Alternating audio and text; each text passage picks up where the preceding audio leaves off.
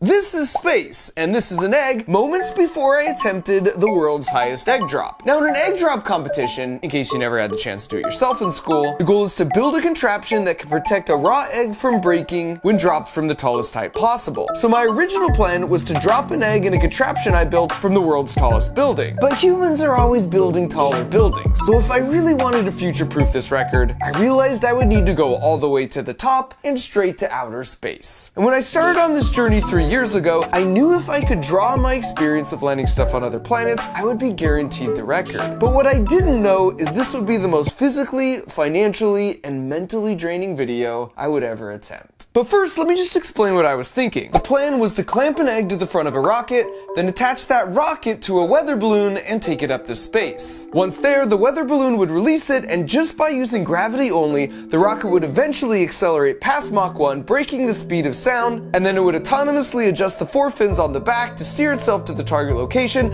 and then at 300 feet above the ground, it would release the egg, which would free fall onto a mattress that we'd placed on the ground. And that all seemed pretty straightforward. So like any good engineers would, we broke the problem down into smaller steps, starting first with calculating the terminal velocity of an egg. And by terminal velocity, I mean that any object, including humans, have a maximum speed at which they fall once the force of Earth pulling you towards it balances with the pushback force from bumping into more and more air molecules as you start to fall faster. For humans, that max speed is about 120 miles per hour, and after doing some simple math for an egg, it tops out at 75 miles per hour. So to make sure the egg wouldn't break if we dropped it onto a mattress at its terminal velocity, we ran our first test. And since we couldn't find a tall enough building whose lawyers would agree to let us hurl an egg off the side and onto a mattress, we had to improvise a bit.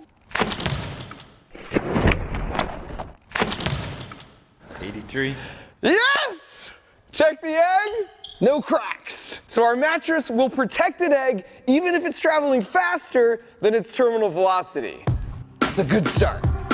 The next step in our DIY space program was to head back to my friends in the small farming town of Gridley, California, which is the place where we broke the elephant toothpaste world record, where the plan was to set out a target mattress for the egg to land on in the middle of a field, with a little bit of margin built in just in case. All right, so we've got the smoke charge back here so that as we're like coming down from the sky, we want to be able to pick it out. This is the computer, here's the fins. This, by the way, is Joe, and he has a fascinating channel called BPS Space. And what makes him especially cool is he didn't go to school for any kind of engineering degree. He's all self-taught and recently even landed a launched rocket SpaceX style after 7 years of trying. Joe was in charge of tracking and guiding the rocket to the mattress using these movable tail fins, whereas I was in charge of the payload. In other words, how we would keep the egg from freezing on the way up in a little oven with heaters which would break away before we dropped, along with the mechanisms to release the egg itself. Release the egg! And the purpose of this first trip to Gridley was a flight characterization test. Basically, before we spent all the time and money taking the balloon all the way up to space, we were here just to do a low altitude test at 10,000 feet, just to prove to ourselves we could steer the rocket using the fins. We're setting all sorts of world records out here. World's largest mattress, fastest egg, Yep. tallest egg drop. What could possibly go wrong? Besides like 4,000 things. And so with everything more or less in place and ready to go, all we needed now was an official egg, which thankfully Gridley has in abundance. Hi. I'm sorry. This is terrifying. Okay. Oh, no. Hey.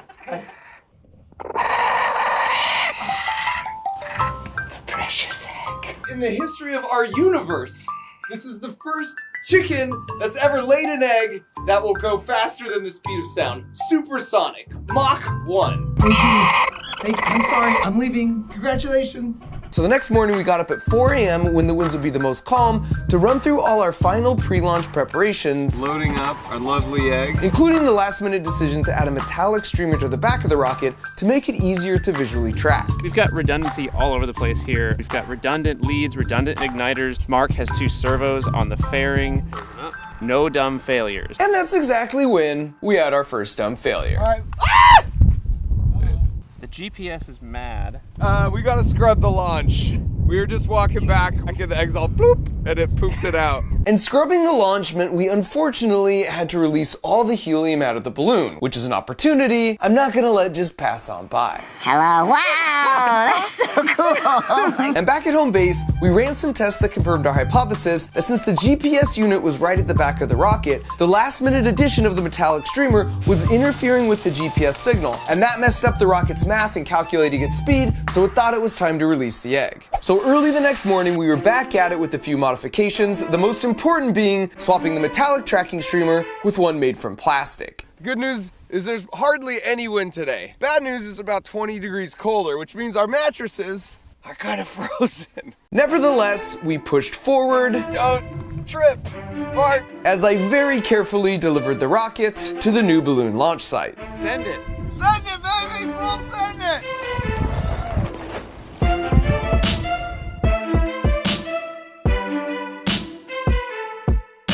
It's happening. Should we see it? Oh yeah, I see it.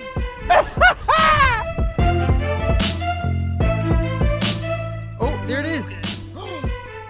And while the whole thing looked really cool, So we might be in trouble. we quickly realized the balloon was rising at a slower rate than we anticipated, We're already south and we're only halfway up. which totally threw off the predicted trajectory. And so after a few more minutes, we decided to manually drop the rocket, because we were already way too far off course for the rocket to make up the lateral distance to the mattress, using just the fins and gravity. 3, 2, 1, clicked.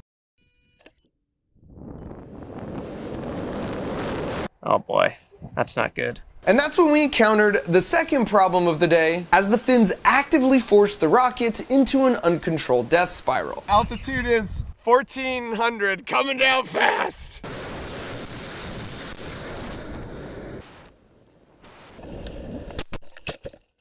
Well, it landed somewhere. Check the mattress just in case. And since we had the GPS coordinates of the rocket, we headed out to track it down. The real question is, what's the status of the egg? Mark, I think I might have some bad news for you.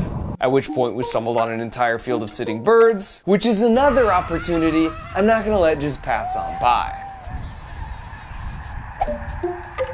That's a shoot, man. Is that a shoot? There's no egg. The egg did release. The fact that this is out means the egg did come out, so that's good. But despite that silver lining, the movable fins seem to be actually forcing the rocket into that tailspin, which was surprising because Joe had definitely run through a lot of analysis and testing before coming here. So after conducting a thorough review of the footage and firmware, he was able to locate and fix a single rogue negative sign in the code that seemed to be causing all the control issues, which meant we were ready to give this one final try. We had run out of spare parts and spare weather balloons, so regardless of outcome, this would be the final attempt. If we couldn't land the egg on a mattress from 10,000 feet up, we wouldn't have any hope of pulling it off, coming all the way down from space. Phenomenal! That's nerdy space talk for everything is exactly as expected. I'm standing in the middle of the world's largest mattress, where hopefully the egg will be landing in like 45 minutes. Otherwise, we're pivoting. And my new video is world's largest mattress. So I'm arming the rocket right now. The last step. All right, old girl, you're in for a ride. 3, 2, 1. Let her ride, baby.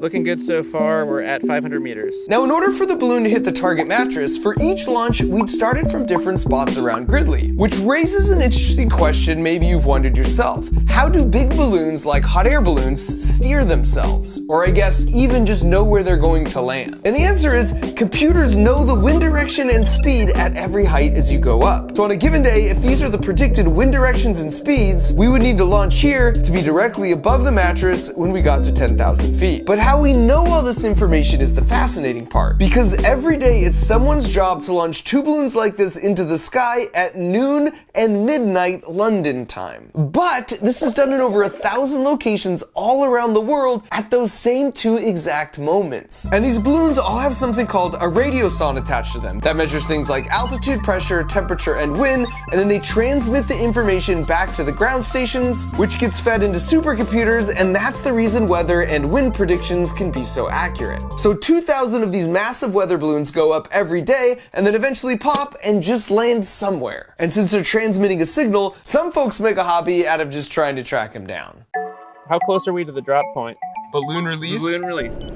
That's it. And this time we were releasing right in the target drop zone, which was good news on one hand, but it raised some new challenges on the other. Where is it?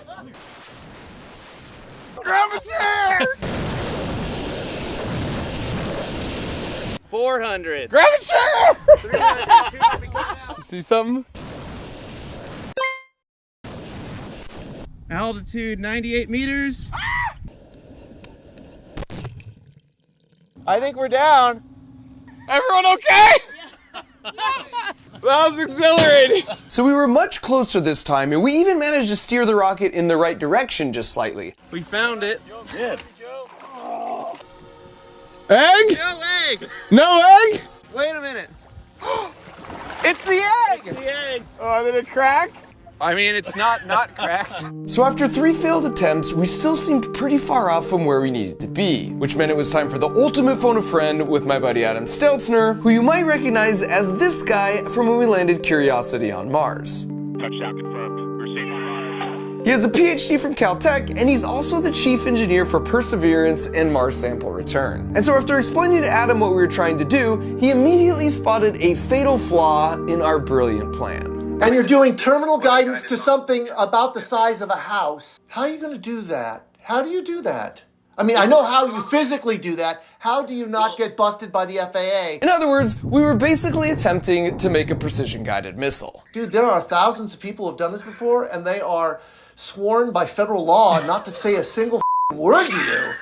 And to be fair, he raised a good point. The people who could help us actually can't, and even if we figured it out ourselves, the ethics of just slapping that how-to video up on YouTube are questionable at best. And so after a fruitful discussion with Adam, But we release at about the height, and then we do a lobbing. The thing you start to worry about is heating. You might want to start with a 2-stage thing. we decided to pivot, and instead of a precision-guided egg landing on a mattress in a small town, we would set our sights on a much more general egg landing target by heading out to the desert. But as part of the pivot, we completely scrapped our old design and spent a couple months designing and building a new system that borrowed heavily from the Curiosity landing, because we figured if it could safely put a rover on Mars, it could safely land an egg on Earth. So we would still go to space on a weather balloon, but this time the rocket would have fins that didn't move, and it would be 3 times as long and 4 times as heavy to guarantee we would get the egg to supersonic speeds on the way down. Then just like NASA separates the cruise stage in the upper atmosphere and then uses aerobraking to dissipate a bunch of the energy and speed, we would separate from the back half of the rocket about halfway down after we'd already broken the sound barrier, and because the system now weighed much less, it would naturally aerobrake and reduce its speed to the new lowered terminal velocity. Then on Mars, the next step is the parachute deploy, followed by the heat shield separation, and we would follow in kind by launching our own parachute and then release our own nose cone, which would then expose our set of cushioning airbags, as you can see here, which we borrowed from the Spirit and Opportunity landings. It was intentionally ambitious and extremely complicated, but after a couple months of complete redesigning and building, we found ourselves in the desert feeling cautiously optimistic. And that was due in part to our lucky orange parachute, because when I left NASA, my friends gave me this rectangular piece of nylon. And for scale, that's the exact same rectangle here that's part of the parachute the Curiosity rover used to land. So that piece of parachute is actually one of the 80 rectangles you see here as they were running the final tests in the world's largest wind tunnel.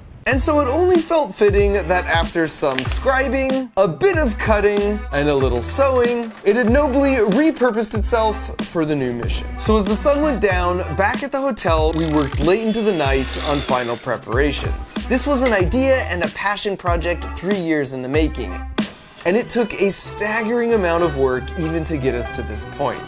We had thought and prepared for so many things that could go wrong, and while I was feeling optimistic, I knew at the end of the day, it was the laws of physics that would ultimately determine our fate. So early the next morning, the crew in charge of the balloon got to the launch site to start filling it up. And this balloon looks a little different than the others because it's a zero pressure weather balloon. The advantage these have over a typical weather balloon is they can go higher up into space, carry more weight, and they're open on the bottom, which means they equalize to the pressure and it's impossible for them to pop. So when you want it to come down, you send a signal that will pull down on a string that's sewn into the side of the balloon, and it opens like a zipper and self-destructs. The downside is they're incredibly lightweight and so so thin and delicate, you have to be really careful and touch it with gloves. And they were about an hour into filling it with the 4 massive tanks of helium we had on hand when we made a gut-wrenching discovery.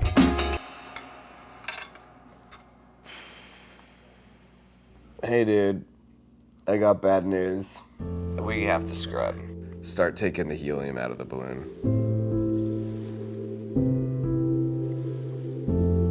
Launch scrub. They had some issues that I guess they can't resolve by today. So we're sucking out the helium from the balloon and trying for another day. So. Yep. What are you talking about? Are you serious? That's what it sounds like. Now for context, Joe was in charge of this part of the rocket and me and my team were in charge of all of this. And while we'd each tested our individual systems ad nauseum, it wasn't until that morning that we were able to test the integration of the 2 systems together. And when we did, it became immediately clear to me I had made a critical oversight. So tension compression, this is great. It's holding on to that thing fantastically. The problem is, this is so long and heavy, as soon as it wiggles, it's going to want to bend. Great in tension compression, but this happening at Mach 2 is... That's not gonna work out. There's no other balloons in the world of this size that we can get access to. This was the only one for like another month. We're trying to save this one so we can hopefully reuse it, but any slight little damage, you touch it in the wrong spot, and now that's an imperfection that may actually be a failure point for a future mission. And this was an absolute low point for me. The integration of 2 independent systems is such a classic failure point in engineering. I was crushed I had missed this. And financial concerns aside, I felt like I had just let everyone down. Not just my team and the rest of the crew helping out, but all the other folks, some of whom drove 6 hours to come out and watch as well. But that's the thing with failures. They can sting like crazy, but it's really just a process to learn one more way not to do a thing. And so even as I sat there feeling pretty bad, like any good engineer, I was already coming up with a list of all the things we were going to fix to get back out here and try this dang thing one more time. And this principle of resiliency is something I think can be learned. In fact, I believe this so much, I started a toy company called Crunch Labs with the express goal of helping kids think like an engineer. So with the Build Box, not only do you get a super fun toy that you put together every month, but you do it alongside me while I teach you all the juicy physics of how it works. We're right there in the trenches, building and succeeding together so the principles really sink in. So if you're a kid and you're looking for something to put at the top of your Christmas wish list, or you want to gift it to someone else so you can be the household hero, just head to crunchlabs.com or use the link in the video description. Now, as far as my plan to bounce back from my own failure, we did 4 things to really get serious and stack the dice in our favor for the final launch. First of all, we fixed the connection point with more of a sheath design that could handle the bending moment. And then at the right altitude, it would autonomously separate the 2 halves with a black powder charge. Second, we ran some vacuum and temperature tests on a raw egg. There's no air pressure and it's really, really cold in space. So if you don't do something to protect the egg for the 2 hours it takes the balloon to get up to space, it will freeze and crack the egg every time. So we tested some heaters in our egg chamber and proved that they keep the egg warm enough. Third, we built redundancy into our system. When NASA sends something to Mars, they can't go there to fix it, so it just has to work. And for that reason, a lot of critical systems have backups. Even the part of my own hardware and Curiosity that accepted a dirt sample from the arm into the belly of the rover had 2 doors that opened to the exact same place in case one of the doors ever stopped working. In our case, redundancy meant making a 2-foot-wide custom beach ball that we would stuff with a second egg surrounded in packing materials with a 20-foot streamer on the back we would just drop like a rock. It would be dead simple. No parachutes to deploy, no autonomous timing sequences, and no fancy mechanisms. This would be our redundant, yet I would argue kind of boring, second chance opportunity to land a safe egg. And fourth and finally, we went to a local crane yard to test both our solutions at their respective terminal velocities, starting first with the beach ball. Come on, baby! Oh! She's alive! And after that, we tested the final landing configuration of the rocket. Oh yeah! Oh yeah! By the way, the actual rover parachute held perfectly. Mwah! And so after all that, we made the 6-hour trek back to the desert for what I was really hoping would be the last time. Hey guys! After 4 failed attempts, we had learned so much, which left me feeling cautiously optimistic. And right out of the gate, we got 2 bits of really good news. The first relates to that super delicate zero pressure balloon we had to reuse from the last launch because there was no possible way to get a replacement. Just barely touching the balloon leaves it stressed and creates a weak point for it to tear, so I was obsessively checking the fish scale reading that would give us the verdict. The force reading is 37.6 kilograms of buoyancy force pulling this up. Importantly, it's not changing. If it were changing and going down, that means we would have a leak, but it's holding steady at 37.6. That's a big deal. And the second piece of good news is my buddy and warm-blooded good luck charm Al Chen had arrived. You might recognize Al as the other guy here with Adam, and he's the one who actually said this. Touchdown confirmed. We're safe on live. If we were successful, he'd be the one to make the official call. And so after all the requisite last-minute preparations and 3 long years, here we go, girl, it was finally time for liftoff. Ready?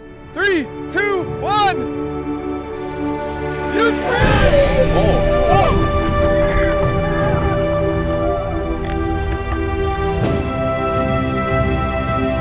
And everything was looking good.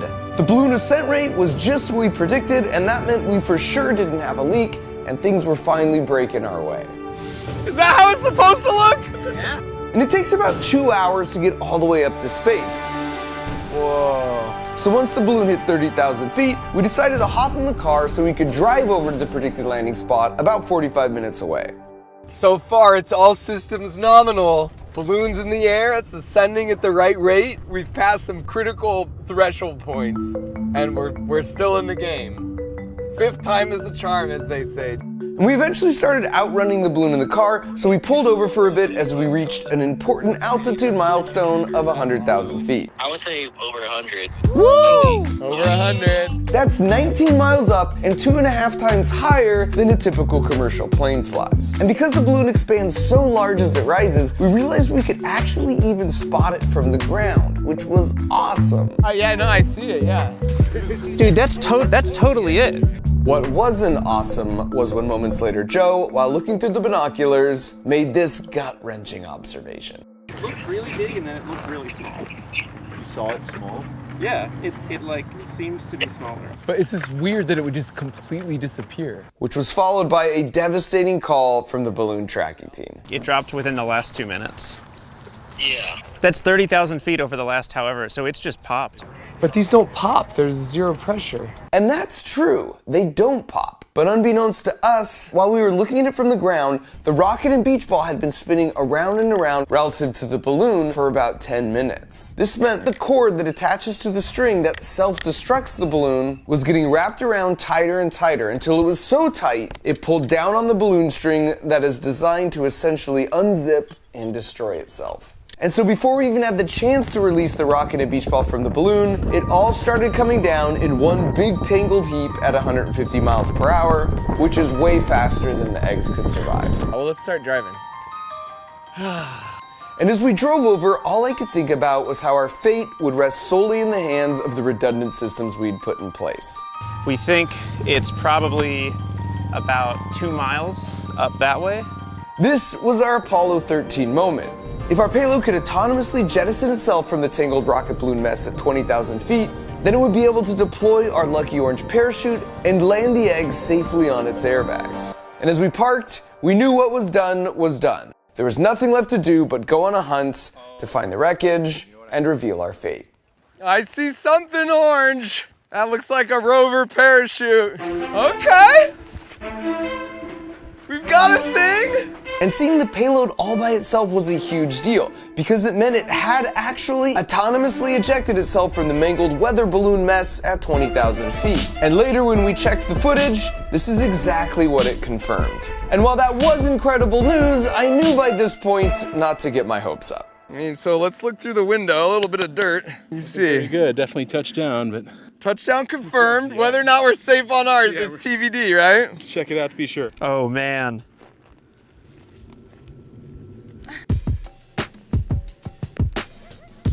Touchdown confirmed. We're safe on Earth. We're safe on Earth! That is a hot egg. It was in space and now it's on Earth and it's not broken. After that, we tracked down the beach ball, which as far as I was concerned, was just extra credit at this point. This is the backup, the simple solution, the true engineer solution here. Oh my God. Look at that. Touchdown confirmed. Look at that. We're safe on Earth. We are safe on Earth! 2 for 2, baby! 2 for 2! And as we walked away with 2 uncracked eggs in hand, I was reminded that in life, things rarely unfold how we think they will, but by learning from your failures, coupled with a bit of tenacity, us humans can accomplish a feat as incredible as the world's smartest Martian robot, or as ridiculous as the world's tallest egg drop. You know what would be cool? Because I hope you learned something by watching this video, but how much more would you have learned if you were out there in the desert with me, helping to troubleshoot and put the rocket together? Well, I got great news for you, because I got the next best thing, and it's called the Crunch Labs Build Box. It's a toy that gets delivered right to your doorstep every month, and then we build it together while I teach you all the juicy physics that make it work. You're basically unlocking your own personal Mark Rober video every month, where you learn a new engineering principle that will have you not just building like an engineer, but more importantly, thinking like an engineer. So you develop that resilience and those problem-solving skills. And by the way, don't go sleeping on just how cool the toys we'll be building together actually are. Like this insanely accurate rapid-fire disc launcher, or this linkage-powered drawing machine, or this Rube Goldberg-style catapult launcher that will leave you feeling like you just landed your own dang egg from space. And I should mention that Crunch Labs is a real place. It's where we design all these boxes, and it's got a tennis ball cannon, and the world's longest Hot Wheels track, and a foam pit, and a bunch of other cool inventions. And each month when you open your box that comes in the mail, you have a chance to find the platinum ticket. And if your box has it, that means you and your family get to come out and visit me and my team for a day, and we'll build some cool stuff together. So if you want to embark on this year-long journey with me and make a sad Christmas tree like this a happy Christmas tree, just go to crunchlabs.com or use the link in the video description where we're giving away 2 months free as a holiday special.